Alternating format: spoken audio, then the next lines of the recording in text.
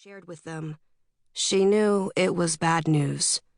The porch steps, which her Uncle Burlap never kept clean, were slick with snow and ice, and so Elizabeth stepped up carefully, set down her school backpack, and slid her hood from her head with a wet shake. She already had a pretty good idea of what the note inside the envelope would say as she plucked it from the door and then opened it.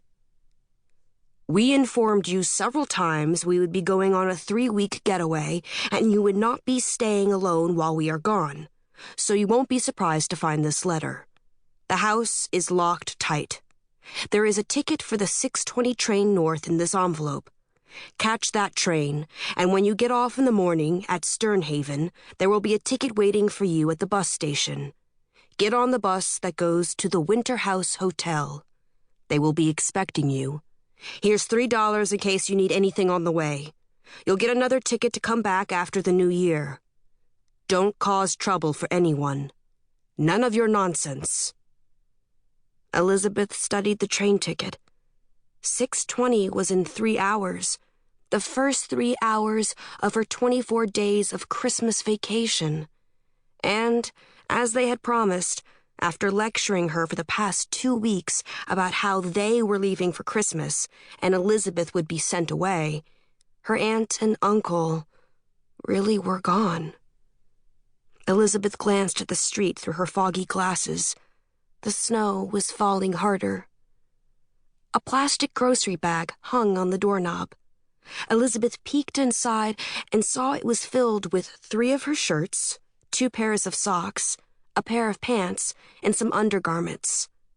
She examined the 3 grimy dollar bills she'd been given, all the while imagining Aunt Purdy peeling them from her coin purse with her thin fingers and reluctantly smoothing them into the envelope.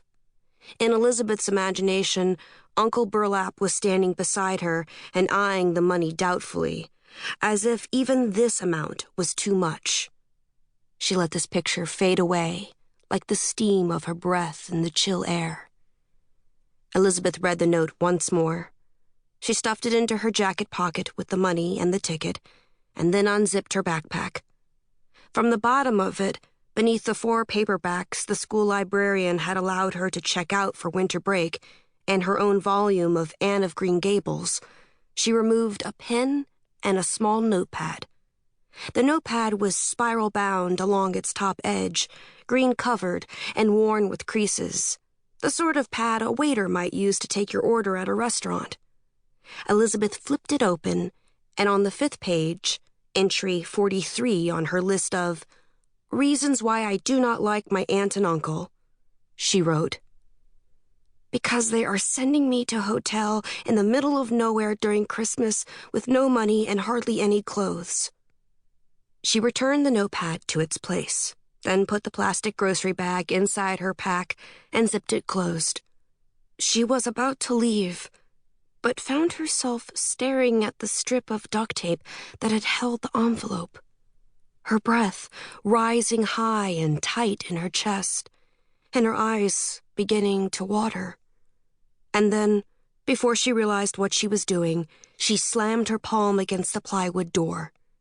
The sound, a sharp thwack, like the noise of a book dropped on a wooden floor, startled Elizabeth, made her wonder just what had gotten into her. She looked around to see if anyone had been watching, but all was silent. An empty street in the growing darkness, with the snow falling more heavily now. Elizabeth sighed and picked up her backpack. Why can't I have my parents back? She thought. And then, because there were no friends she might possibly ask to stay with for 3 weeks, and no chance of avoiding her aunt and uncle's anger if she didn't follow their instructions, Elizabeth turned to walk the 1.5 miles to the station and wait for the 6:20 train to Sternhaven. She hoisted her backpack onto her shoulders and retraced her steps to the gate. And right as she stepped out of the yard and onto the sidewalk, the feeling came over her. She froze in place, wide-eyed, and wondered what was going to happen this time. Her heart began to beat quickly. All was silent.